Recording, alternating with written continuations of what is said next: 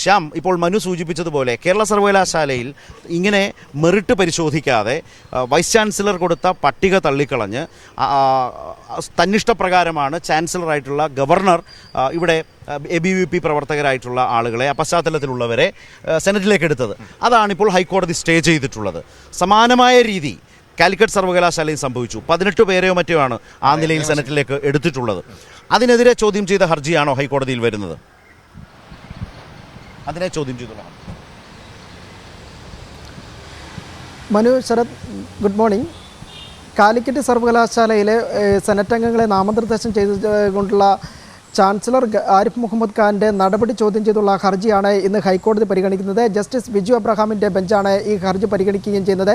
ഇതിൽ പ്രധാനപ്പെട്ട ഹർജിക്കാരെന്ന് പറയുന്നത് നിലവിൽ മാധ്യമപ്രവർത്തകനും കൈരളി TVയുടെ മലബാർ റീജിയണൽ ഹെഡുമായ PV കുട്ടൻ, ഒപ്പം തന്നെ ദാമോദർ അവനൂർ എന്നിവരാണ് ഈ ഹർജിക്കാർ.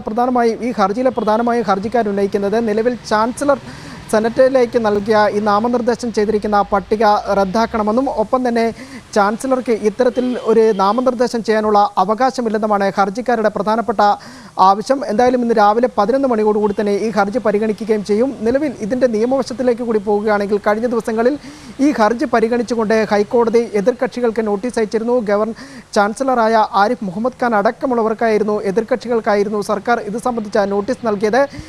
ഇക്കാര്യത്തിലാണ് ഇന്ന് ഹൈക്കോടതി വ്യക്തമായ ഒരു നിലപാട് സ്വീകരിക്കുകയും ചെയ്യുന്നത്. പ്രധാനമായും ഇതിലെ നിയമവശത്തിലേക്ക് കൂടി പ്രധാനമായും പറഞ്ഞു വെക്കേണ്ടതുണ്ട്.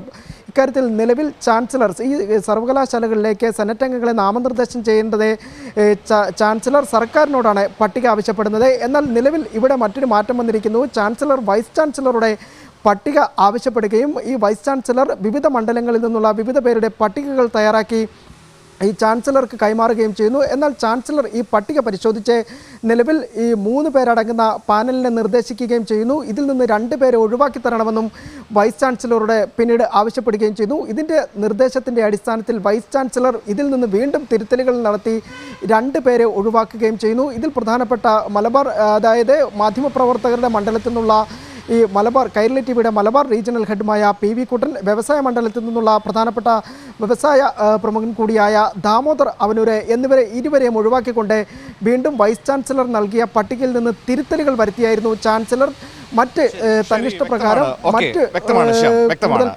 സമഗ്രമായ വിവരങ്ങൾ നമുക്ക് കൊച്ചിയിൽ നിന്ന് പങ്കുവച്ചത്. ഹർജി ഇന്ന് കോടതിയിലേക്ക് വരികയാണ്. ഏതായാലും നോക്കാം എന്താണ് സംഭവിക്കാൻ പോകുന്നത്.